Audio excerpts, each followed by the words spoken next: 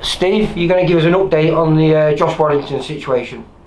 Yeah, and obviously the February 13th of 2021, which will be the first TV show VIP involved with four of the fighters on it. The main one, top of the bill, is obviously Josh Warrington, and we'll talk in a bit about him vacating the world title, which is a shame, but it had to be done, which I'll explain. I mean, he was going to fight Can Chu in a unification fight and for the ring belt, and unfortunately Can Chu has pulled out. Going to do it at a later date, which left us in a situation where he obviously needed to fight. He's been training, you know, for over a year now. You know, it's 15 months since he fought. So Eddie was good enough to get as an opponent who the IBF sanctioned and put him for the world title.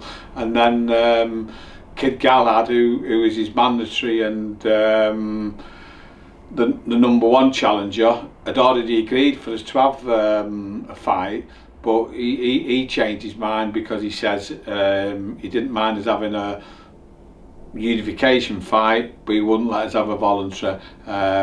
We appealed to the IBF to let us have the fight because there's like 3 weeks to go, and the IBF refused. So their refusal was to let us to fight for the world title and defend it, and also the refusal then of our next fight to be a unification just meant that we had to vacate the title. So we're still going to fight, and Can Chu's still going to fight us for his WBA title and the Ring magazine in either April or May. So it was just a situation that happened, and you know, it was one that if we wanted to fight, we had no alternative. So it wasn't great, and we've all had like a few stressful days about it, but at the end of the day it's the right decision. Okay, Josh isn't a world champion anymore, but he's still number one in the world, and after this fight, that's more important than having the belt, isn't it, really, being number one? Yeah, of course it is. And you know, it's not going to stop people wanting to fight him just because he's not got the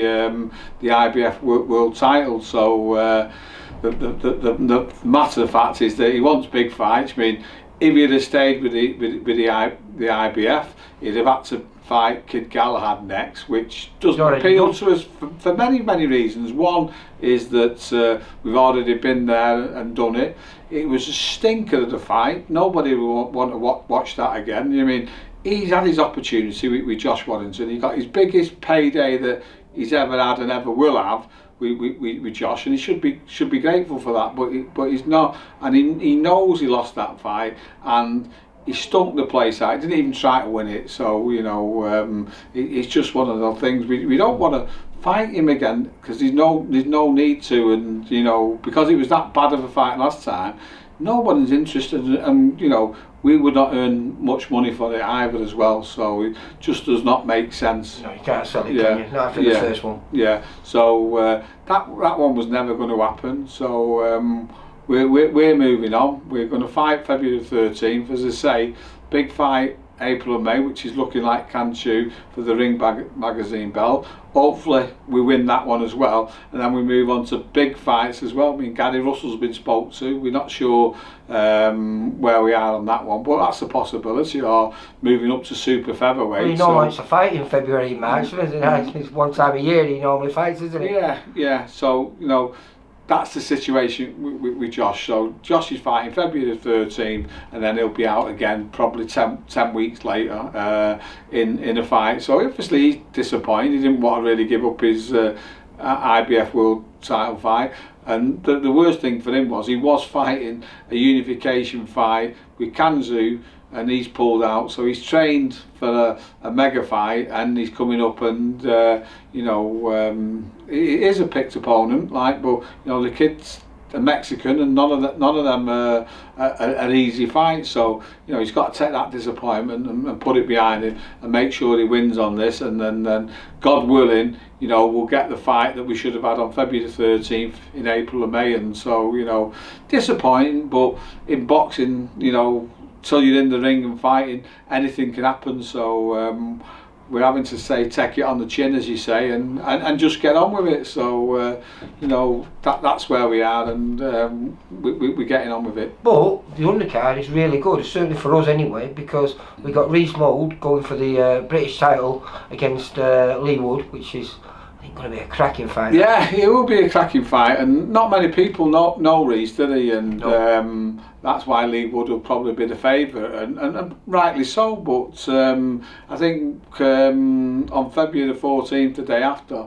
everyone will be talking about Reece Mould. But we've got to go and do it. It's not an easy fight by any stretch of the imaginations. Obviously, I had Ryan Doyle when Lee Wood beat him well, and he looked $1 million. But he's moved on. He's a couple of years older now, and Reece has got fantastic experience by sparring the likes of Josh Warrington on a regular basis, and that's brought him on a ton, when he's not been fighting. And obviously he's sparring Zelfa Barrett, who we're going to talk about next, who's a quality opponent, and who's a quality fighter, and bringing on Reece in the sparring as well, and he's not a dissimilar style to Lee Wood. No. But that's a great fight. And the kid you just mentioned then, I went to see him yesterday, looking absolutely brilliant in the gym. Zelfa Barrett. Yeah. I mean, and a great test for him, Yeah. Do as you move up in levels, it's good to have that in between fight, isn't it? And we're not saying Keego's world class now. He certainly was.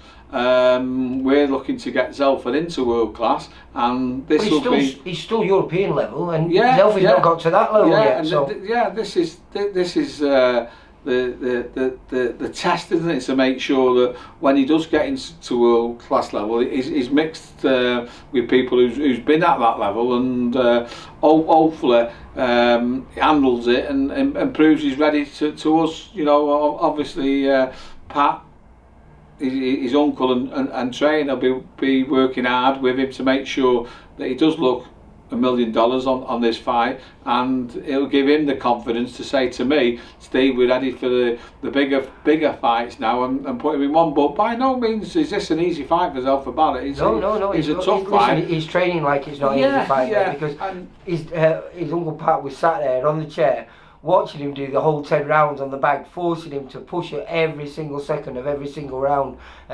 He isn't taking this lightly. He's out to make a statement. Yeah, and he trained to fight last year as well, so he'd already done a 10-week camp, and as it happened, he's just had a little baby girl, and he took a bit of time off. But the fact that he's had done all that training before, he's well in front, so he's not a problem, and he can punch for the super feather, can't he? And Keego's come super bantam feather and moving up to super feather, so we're hoping it's a step too far for that'll have a little bit of a say in the outcome as well. But I'm expecting Zelfa to show his class on February the 13th. And then we've got another addition, a new addition to us as well. He had one fight for us last year in Hull, wasn't it?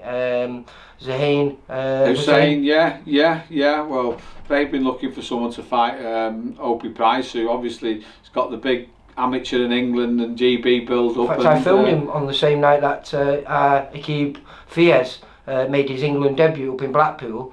He was on the same show, and he won well as well. Yeah, he's a talent and a special talent, but he's 3-0. Obviously, Zahid's got a padded record of 16-1, so it doesn't really matter that he's got great experience, hasn't he? And we're hoping that experience can show on the night. So we are in the away corner on that one, but let's hope we can pull it off. I mean, that kid's obviously can come back from a defeat if it happens for him, or it'll build his confidence up. He can beat someone who's 16-1, but certainly the proof will be in the pudding. Yeah, of course it's a gamble, and 100%. If it wasn't for the pandemic and the fact that there's not that many shows and not many people boxing, he wouldn't have been pushed at the rate he's being pushed at now. But fair play to him for accepting. Well, didn't accept it. They come and ask for it. So fair play for them to move up like that. I hope they've got it wrong. Yeah.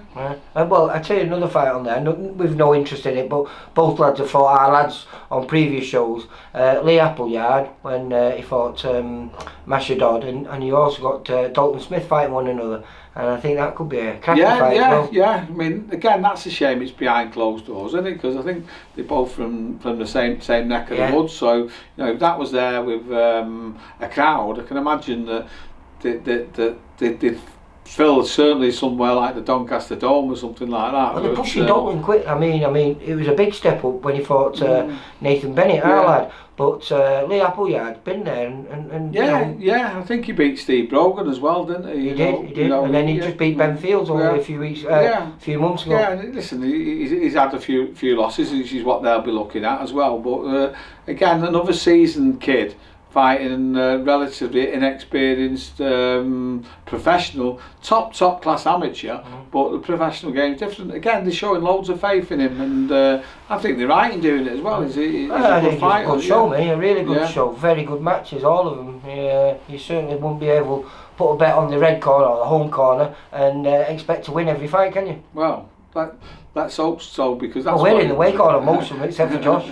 Yeah, well, no, Zelfa's in the home corner. Oh yeah, sorry. I presume we'll be tossing up over Reese and Lee Woods, because that was just put together, that one. But no, listen, what I'm saying, I hope so. I said I'm hoping so for the public who's tuning in, because boxing's not been on this year, has it? February the 13th, the first show. Back with a bang, though, isn't it? And it would be great if there are good fights, and the paying public get to love the boxing again, because being honest, last year wasn't the greatest, was it? So let's hope they all carry on like that. Yeah.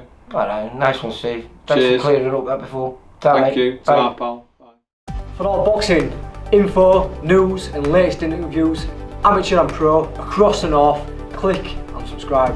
VIP Boxing Promotions. Also, Twitter, Instagram and Facebook.